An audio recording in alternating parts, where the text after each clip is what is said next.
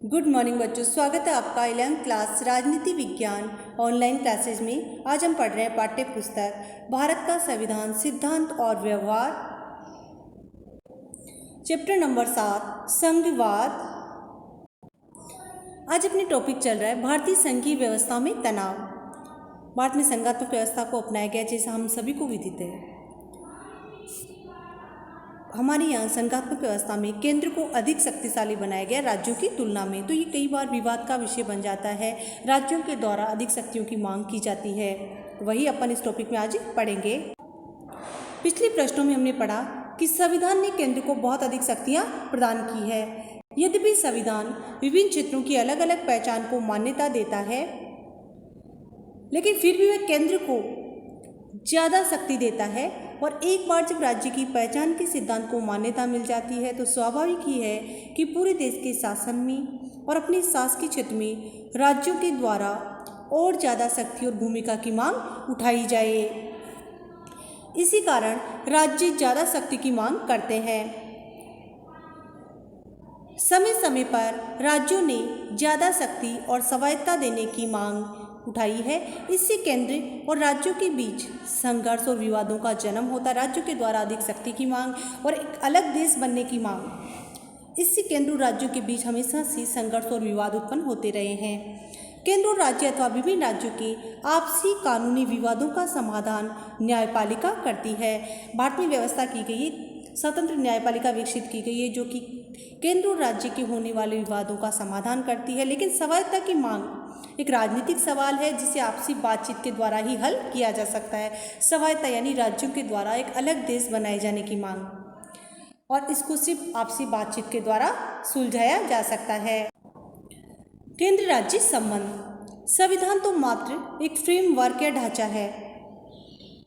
आपने photo frame देखा होगा, मकान का ढांचा भी देखा होगा जिस पर ईंटों से ढांचा बना हुआ होता है, लेकिन इस पर ईंट गारा सुर्खी चूना चढ़ाने का काम राजनीति की वास्तविक घटनाओं द्वारा होता है।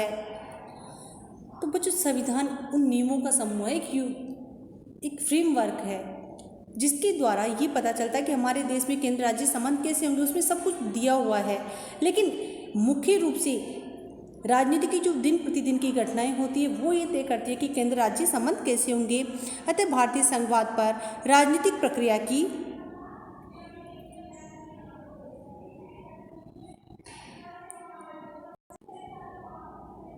परिवर्तनशील प्रकृति का काफ़ी प्रभाव पड़ा है।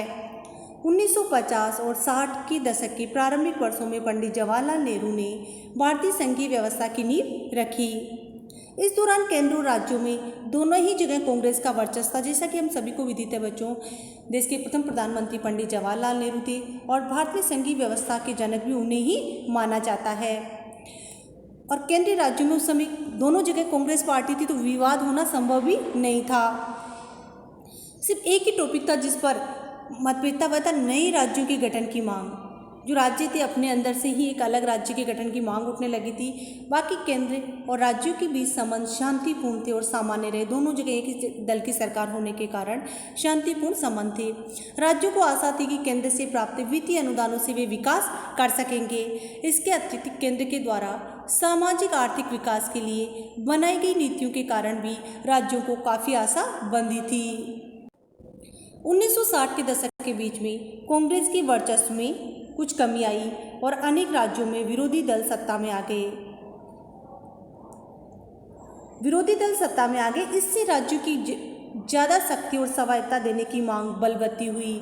जैसे ही राज्यों के अंदर कांग्रेस के अलावा दूसरे दलों की सरकारें आने लगी, उन्होंने मांग करनी शुरू कर दी कि उन्हें और ज़्यादा शक्ति दी जाए, स्वतंत्रता दी जाए। और इस मांग के पीछे प्रमुख कारण ये था, ध्यान देना बच्चों, कि केंद्र और राज्यों में भिन्न भिन्न दल सत्ता में थे। तो ऐसी स्थिति में जब अलग अलग दल थे सत्ता में, तो केंद्र में अलग दल और राज्य में अलग दल होने के कारण दोनों में मतभेद उभरने लगे।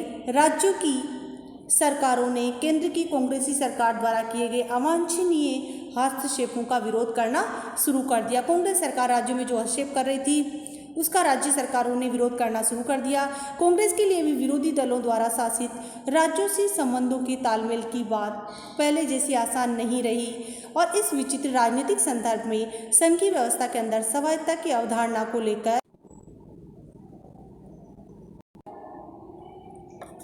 आखिरकार 1990 के दशक से कांग्रेस का वर्चस्व काफ़ी कुछ खत्म हो गया।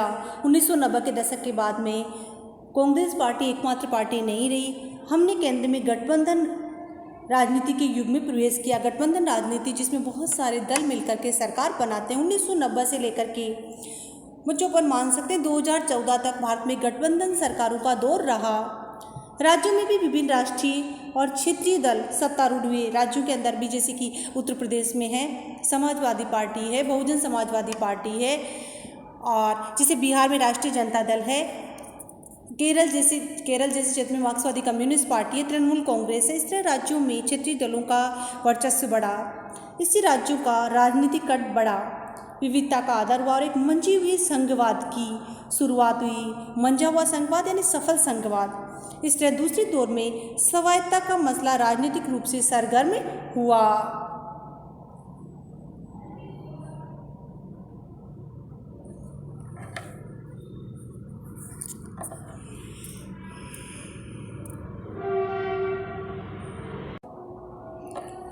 स्वायत्तता की मांग।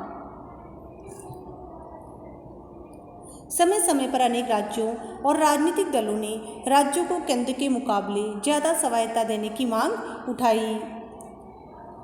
अब राज्यों के द्वारा अधिक स्वतंत्रता देने की मांग की जाने लगी। लेकिन कभी कभी इन मांगों के पीछे ये इच्छा होती है कि विभाजन को राज्यों के पक्ष में बदला जाए और राज्यों को महत्वपूर्ण अधिकार दिया जाए। समय समय पर अनेक राज्य तमिलनाडु, पंजाब, पश्चिम बंगाल और दल जैसे कि द्रमुक, अकाली दल, माकपा ने स्वायत्तता की मांग की। अब एक अन्य मांग ये है कि राज्यों के पास आय के स्वतंत्र साधन होने चाहिए, क्योंकि राज्य वित्तीय मदद के लिए केंद्र पर निर्भर करते हैं। संसाधनों पर उनका ज़्यादा नियंत्रण होना चाहिए और इसे वित्तीय स्वायत्तता भी कहते हैं। किसे कहेंगे बच्चों वित्तीय स्वायत्तता? राज्यों के द्वारा ये सोच कि आय के स्वतंत्र साधन होने चाहिए और जो संसाधन है उन पर राज्यों का नियंत्रण होना चाहिए, इसे वित्तीय स्वायत्तता भी कहते हैं। 1977 में पश्चिम बंगाल की वामपंथी सरकार ने केंद्र राज्य संबंधों को पुनर्परिभाषित करने के लिए एक दस्तावेज प्रकाशित किया। पश्चिम बंगाल की जो वामपंथी सरकार थी, इसने केंद्र राज्य संबंधों को परिभाषित करने के लिए एक डॉक्यूमेंट या दस्तावेज तैयार किया और इसे प्रकाशित किया। तमिलनाडु और पंजाब की स्वायत्तता की मांगों में भी ज़्यादा वित्तीय अधिकार हासिल करने की मंशा छुपी हुई है। स्वायत्तता की मांग का तीसरा पहलू प्रशासकीय शक्तियों से संबंधित है। विभिन्न राज्य प्रशासनिक तंत्र पर केंद्रीय नियंत्रण से नाराज रहते हैं, अर्थात वे चाहते हैं कि प्रशासनिक तंत्र पर केंद्र का नियंत्रण नहीं होना चाहिए। इसके अतिरिक्त स्वायत्तता की मांग सांस्कृतिक और भाषाई मुद्दों से जुड़ी हुई भी हो सकती है। तमिलनाडु में हिंदी के वर्चस्व का विरोध और पंजाब में पंजाबी भाषा और संस्कृति के प्रोत्साहन की मांग इसके कुछ उदाहरण हैं। कुछ राज्य ऐसा महसूस करते रहे हैं कि हिंदी भाषी क्षेत्रों का अन्य क्षेत्रों पर वर्चस्व है। दरअसल 1960 के दशक में कुछ राज्यों में हिंदी को लागू करने के विरोध में आंदोलन भी हुए। विशेषकर दक्षिण भारत में हिंदी भाषा को राजभाषा बनाने के विरोध में आंदोलन प्रारंभ हुए। राज्यपाल की भूमिका तथा राष्ट्रपति शासन। राज्यपाल की भूमिका केंद्र और राज्यों के बीच हमेशा ही विवाद का विषय रही है, क्योंकि राज्यपाल का पद केंद्र के प्रतिनिधि के रूप में कार्य करता है। राज्यपाल निर्वाचित पदाधिकारी नहीं होता, बल्कि राष्ट्रपति जी के द्वारा नियुक्त होता है। अधिकतर राज्यपाल सेवानिवृत्त सैन्य अधिकारी, लोक सेवक या राजनीतिज्ञ हुए हैं। राज्यपाल पद पर नियुक्ति जिनको दी जाती है वे मुख्य रूप से सेवानिवृत्त सैन्य अधिकारी होते हैं या किसी राजनीतिक दल से जुड़े हुए होते हैं। इसके अलावा राज्यपाल की नियुक्ति केंद्र सरकार द्वारा होती है, अतः राज्यपाल के फैसलों को अक्सर राज्य सरकार के कार्यों में केंद्र सरकार के हस्तक्षेप के रूप में देखा जाता है। जब केंद्र और राज्यों में अलग दल सत्तारूढ़ होते हैं, तब राज्यपाल की भूमिका और विवादास्पद हो जाती है। यानी केंद्र में अलग दल की सरकार है और राज्य में अलग दल की सरकार, तो ऐसी स्थिति में राज्यपाल की भूमिका विवादों का कारण हो जाती है। केंद्र राज्य संबंधों से जुड़े मसलों की पड़ताल के लिए केंद्र सरकार द्वारा 1983 ईस्वी में एक आयोग बनाया गया और इस आयोग को सरकारिया आयोग के नाम से जाना गया। केंद्र राज्य संबंधों को मजबूत कैसे बनाया जाए, कैसे सहयोगी बनाया जाए, इसके लिए 1983 ईस्वी में सरकारिया आयोग का गठन किया गया। इस आयोग ने 1998 में अपनी रिपोर्ट में सिफारिश की कि राज्यपालों की नियुक्ति अनिवार्य तथा निष्पक्ष होकर के की जानी चाहिए, अर्थात राज्यपाल की जो नियुक्ति की जाती है वह निष्पक्ष रूप से की जानी चाहिए, मुख्यमंत्री से परामर्श लिया जाना चाहिए और जिस राज्य में राज्यपाल को नियुक्त किया जा रहा है वह उस राज्य का निवासी नहीं होना चाहिए। एक और कारण से राज्यपालों की शक्ति और भूमिका विवादास्पद हो जाती है। संविधान के सर्वाधिक विवादास्पद प्रावधानों में से एक अनुच्छेद 356 है। इसके द्वारा राज्यों में राष्ट्रपति शासन लागू किया जाता है। इस प्रावधान को किसी भी राज्य में जब ऐसी स्थिति उत्पन्न हो गई है तो उस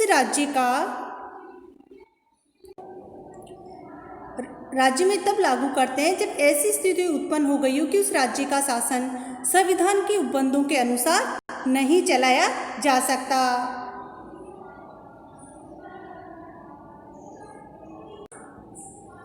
परिणाम स्वरूप संघीय सरकार राज्य सरकार का अधिग्रहण कर लेती है। बच्चों, राष्ट्रपति शासन का अर्थ यह है कि राज्यपाल जब ये सिफारिश करे कि किसी राज्य में संविधान के नियमों के अनुसार शासन नहीं चलाया जा रहा तो उस राज्य में राज्य सरकार बर्खास्त कर दी जाती है और राज्यपाल केंद्र के प्रतिनिधि के रूप में शासन कार्य संभालता है। इस तरह संघीय सरकार राज्य सरकार का अधिग्रहण कर लेती है। इस विषय पर राष्ट्रपति द्वारा जारी उद्घोषणा को संसद की स्वीकृति प्राप्त करना जरूरी होता है। राष्ट्रपति शासन को अधिकतम 3 वर्षों तक बढ़ाया जा सकता है। अधिकतम राष्ट्रपति शासन 3 वर्षों तक बढ़ाया जा सकता है। पंजाब राज्य इसका अपवाद है जहां पर 4 साल तक राष्ट्रपति शासन रहा। राज्यपाल को अधिकार है कि वह राज्य सरकार को बर्खास्त करने और राज्य विधानसभा को निलंबित या विघटित करने की अनुशंसा कर सके।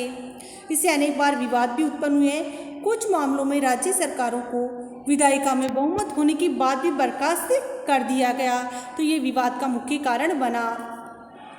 1959 में केरल में और 1967 के बाद अनेक राज्यों में बहुमत की परीक्षा के बिना ही सरकारों को बर्खास्त कर दिया गया।